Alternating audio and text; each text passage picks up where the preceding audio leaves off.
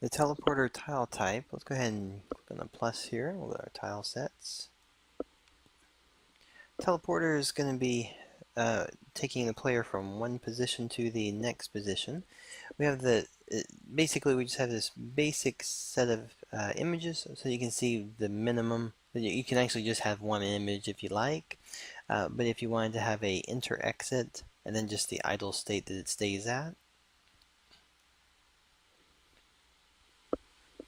Alright, so now that it's in, let's scroll down to our, be sure you have it selected, go down your tile type list and choose teleporter. Tile description, let's say teleporter, and teleport tiles to locations. So the teleporter is set up so that you can have as many as you like, and we'll do this one so that it's going to be, we'll say it's in front of the player.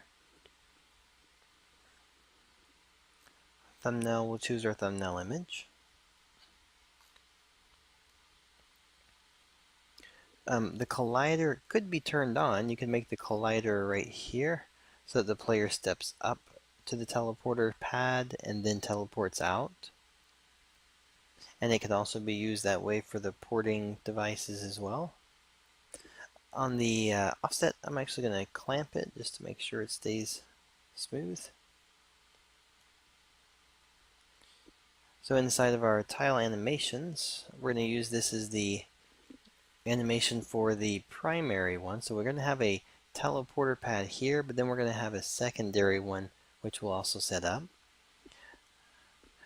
Default state, since we only have 3 right here, we're going to say that we have a start, which would be enter, and then once we trigger it, we could actually say, well, here we'll do a start as idle, and then we'll do enter, enter, and then on the staying point we'll say it's still enter, and then on exit we'll do exit.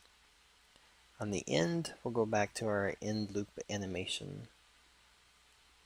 So we start with idle, enter, keep enter state, and then exit idle.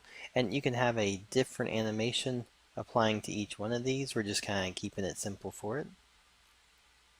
So that is the tile animations. The trigger settings we want to make sure we enable. We're saying by default that it's going to be a player and that it's unlimited. The activate state, if you wanted to get up to a teleporter and then you had to activate it, you could say trigger an input. So you get up there and you push the interact key, and then that would allow it to actually teleport you somewhere. This one we're going to say is just when you get to it, it's just instantly going to take you there. The size of it, we're going to leave it as a whole box, but if you're doing a teleporter, you may want to make it about this big. So, just like a quarter size, so that the player has to actually get onto the teleporter before going. If we keep scrolling down, let's go down to our right here. So we have a type. The type for the teleporter is going to be where is it going to next. So we have a teleport to the next one, meaning if you have more than one port in the scene, it'll just go from one to the other to the other. You have a teleport next and back. So you could say that you go out to one, and when you go back to that one, it takes you back to the first one again. And then there is a back and forth between. What that means is that you could have 5 of them set up, and if you go to here, you go back to here, and when you go here, you go back to this one. If I go to this one, I go back to this one. So you can have it set so that each one takes you back to the same spot. And then you have the teleport random, and then teleport random and back to start. Alright, and then at the end, if you have this checked, when you get to the last one, say for instance we're doing the next to the next, we can have it so that the last one will take us back to the starting point, or we turn this off, and when you get to the last one, it actually just stops. It's only there for a location, not for a teleport. Alright, that's going to be the type, the settings for it. You can auto create, so we can have one auto populate above this one, and there'll be 2 when you drop them in the scene. By teleporting all players on port, that just simply means that if you want to have 2 or 3 or 4 players all standing on it and you do a button input, it would have all of them teleport, and or all of them if one's jumping in right after the other. The wait to teleport, you may have a whole animation that you want to play. It may be something that's like 5-second animation of power glowing and things happening, and then the teleportation happens. You can do the wait to teleport and then the amount of wait time after.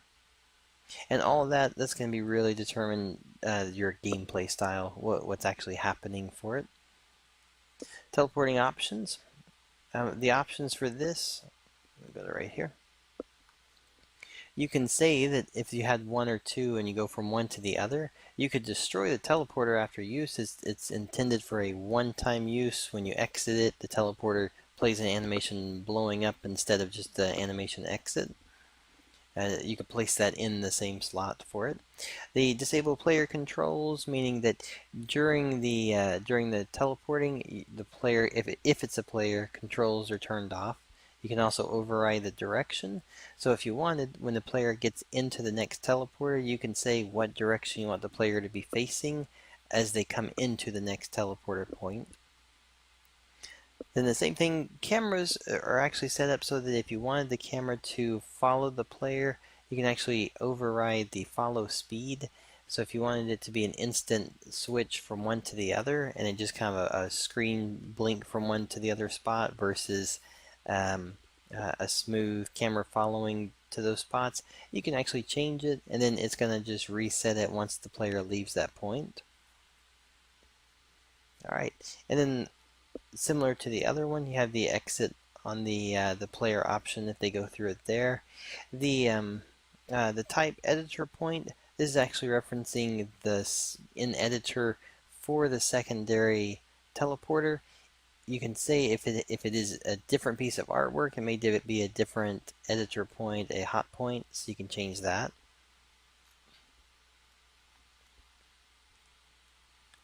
Then teleport position 2, we'll get to this one next, and then we'll walk through it.